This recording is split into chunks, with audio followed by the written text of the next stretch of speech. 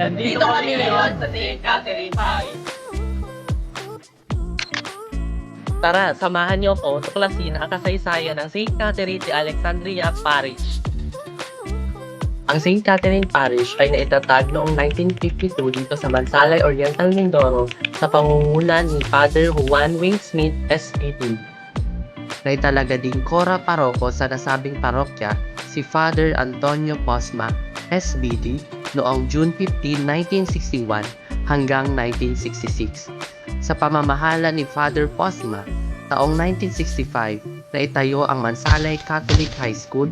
Sumunod si Father William Legend Decker, SBD, at 1977, naging Cora Paroko si Father Ewald Denter, SBD, na ipaayos niya ang istruktura ng simbahan, na ipatayo ang parish hall, ladies dormitory, at ang mga kapilya sa pamayanan.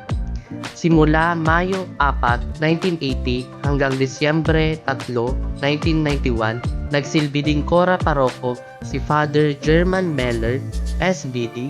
Sa kanyang pamamahala, inimbitahan niya ang mga Sister of Servants of St. Joseph upang maging katuwang sa pagtuturo upang mapayabong ang kultura ng mangyan. Maikling buhay ni Santa Catalina de Alexandria. November 25.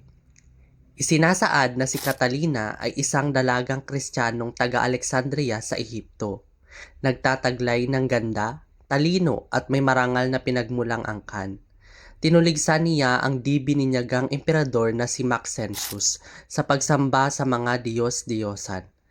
Tinugon siya ng emperador ng pag-alok ng kasal kung tatalikdan niya ang kanyang pananampalataya. Hindi ito tinanggap ni Catalina. 50 mga dalubhasa ang tinawag upang mapabulaanan si Catalina at ito'y isinagawa sa pamamagitan ng pampublikong debate. Maagang napagtagumpayan ni Catalina ang bawat punto at pinagmukhang katawa-tawa ang mga dalubhasa. Napuot ng galit ang emperador sa pagkatalo. Pinasunog niya ng buhay ang mga dalubhasa. Nagkaroon minsan ng lakad sa negosyo ang emperador. Nang siya ay bumalik, natuklasan niya ang reyna at 200 sundalo ng emperador ay naakit ni Catalina sa pananampalataya. Hinatulan si Catalina na magdanas ng matinding paghihirap sa isang gulong na may matutulis na pako. Ngunit sumambulat ito at ang mga piraso nito'y pumatay sa karamihan sa mga nagparatang sa kanya. Pagkatapos, si Catalina ay pinupugutan ng ulo. Ngunit sa kanyang mga ugat, gatas ang dumaloy at hindi dugo. Dinala siya ng mga anghel sa bundok ng Sinai. Ang Catherine Wheel, isang anyo ng lusis na umiikot habang nagliliyab, ay pinangalan kay Catalina. Ang monasteryo sa bundok ay pinatayo ni Justinian noong 527 at nagtataglay ng pangalang Catherine buhat noong ikawalo o ikasiyam na siglo. Go! Ako si Jo Marie Cabrera. At ako si Lawrence D. Madiral. Ngayon, atin naman makakapanayam si Sister Malay. Gaano na po kayo katagal dito sa parokya. Nag-start ako dito noong January 15, 2024. po? Maaari po kayo magkwento ng inyong mga karanasan po dito sa simbahan. Dito lang sa parokya. Dito, as a pastoral worker, syempre yung pinakaunang ginagawa namin dito ay yung trabaho ko. Ako ay naka-assign talaga sa mga pamayanan. No? Bali yung dapat ipo-focus ko. Ang bikaryato naman ay nagpapadala palagi ng mga programa para maibaba sa pamayanan. Kasi ang pinaka-sentro ng ating programa at bilang pastoral worker, kailangan ay mahubog ang mga tao sa hindi lang sa pananampalataya kundi kung paano natin palaguin ang ating buhay bilang isang tunay na Kristiyano, no?